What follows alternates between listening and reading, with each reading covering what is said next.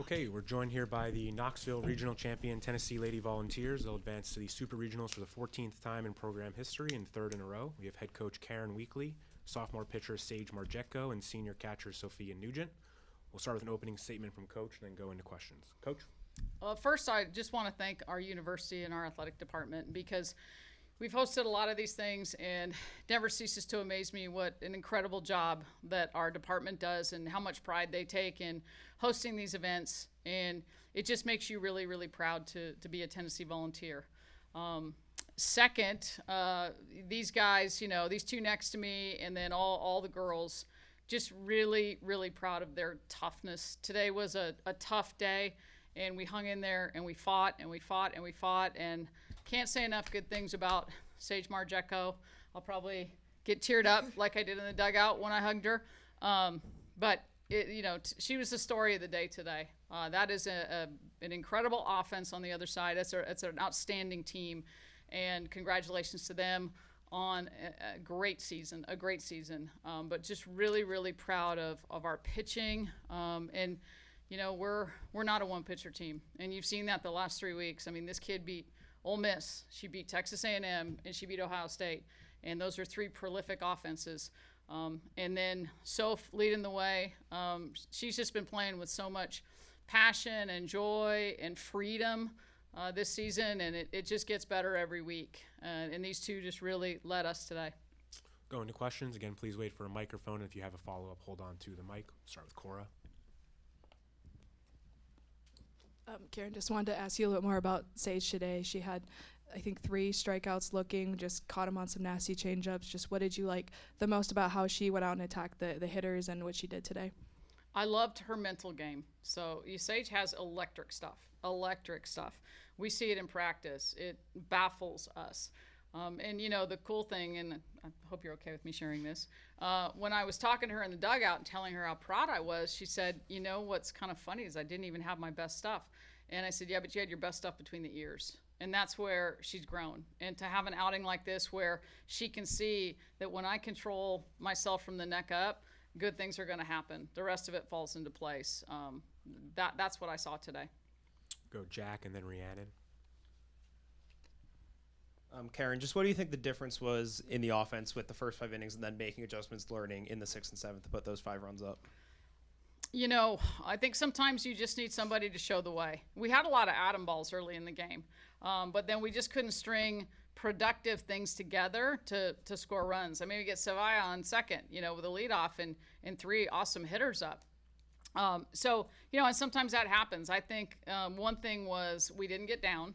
We kept saying, we're going to get it. But a lot of that had to do with Sage out there, too. Like, she kept us in that spot. And then you just need somebody to show the way, and then it's kind of like the floodgates open and everybody just relaxes a little bit. And that's why the way Sophia's been playing has been so huge for us.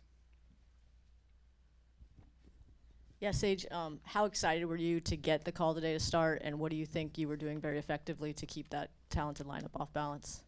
Yeah, I mean, it means a lot to start a game like this. This is probably one of the biggest games, taking us into supers. So it just felt good to get called on and to know that I have a job to do. So just going in there and doing what I can for the team to help us win and to keep us in a game like that. And, just trusting my stuff, trusting my teammates. Like Karen said, it was a close game, but just trusting that, we're going to get it, no matter when that came. Sam and then Cora again.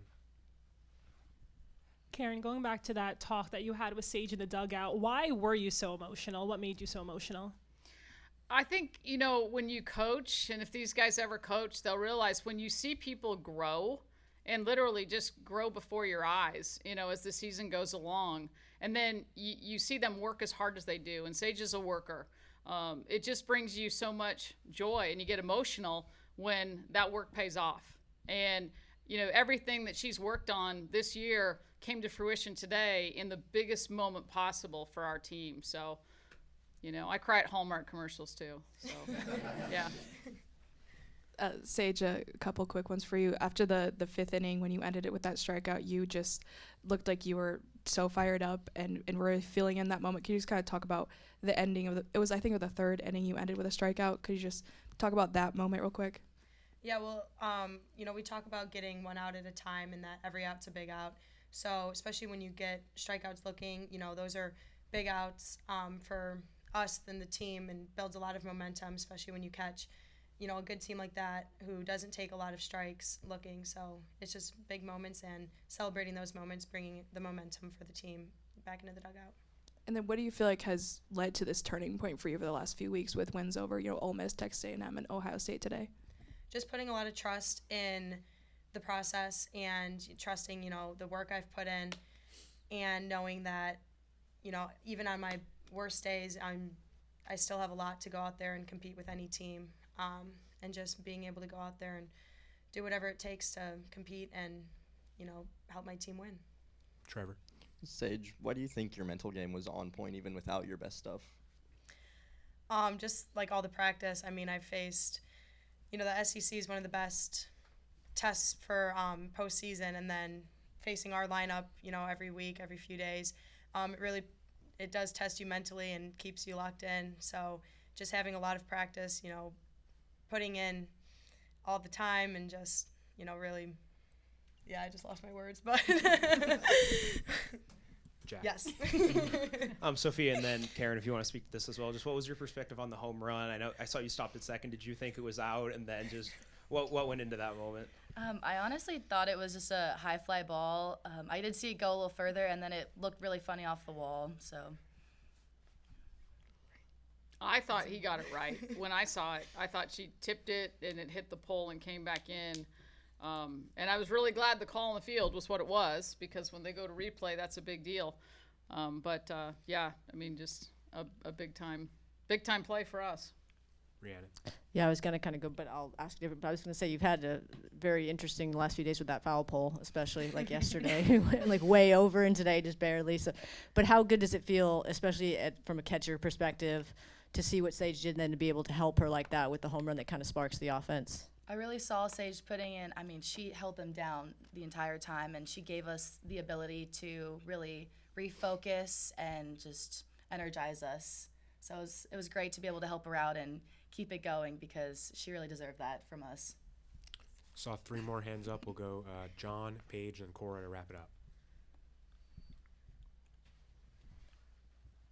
up. Sophia, you've made a lot of deep runs in this tournament, and I think at times people can kind of take for granted a regional championship. Now, this is, I believe, your 4th in your career. To get back to Supers, can you put into perspective just how hard it is to capture a regional championship, and how does it feel to get another one? It's really important. This is like the top 64 teams, and just really fighting. This matters so much. Everyone looks to Supers, but you have to look to regionals first. What was the second part? Sorry. Just, in your softball career, to have a game like this, to get back to Supers, what does it mean to you? It just means so much. Ohio State is a really good team, and being able to defeat them at home just really gives us momentum to propel us to next week. Paige. Sage, Sophia, what has it meant to have your family and your mom in the stands, especially being able to hit that home run, and then Sage to have a catcher like Sophia with you? It's great to have my family here, just to be able to have them for support. I don't get to see them that much because they're really far away, and it's really great to have them all here. I love having Soph as my catcher. She's, like Karen said, she plays with a lot of joy, and she just keeps the mood light no matter what's happening. I know she's always got my back, and she's fighting for every pitch, which means a lot and definitely helps. Last question from Cora.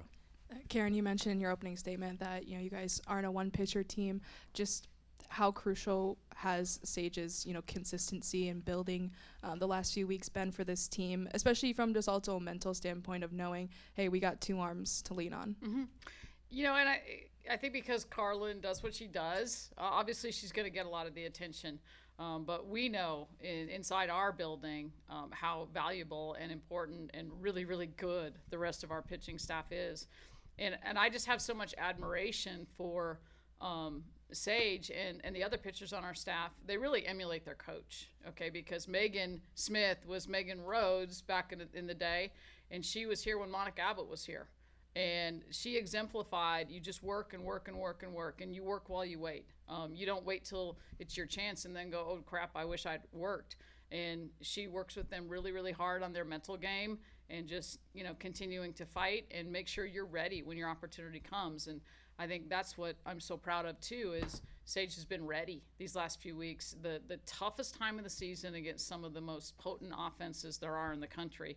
And when she got the ball, she was ready to do her job. And, I also want to shout out the rest of the staff, because Craig works really hard to get the offensive game plan together. And I think what he does so well is communicate with these guys in game and make sure that they stay in a good headspace. They understand, hey, the next one's going to be our best one. Stephanie and Aubrey work together on our defensive plan. And, man, I go back this season on how many times we've been positioned just right to take something away because of the work they put in. And they make me look good, because they're doing all this work to make sure that our young ladies are ready to play. Thank you all very much for your time. Congratulations on the regional championship. Thank you. you.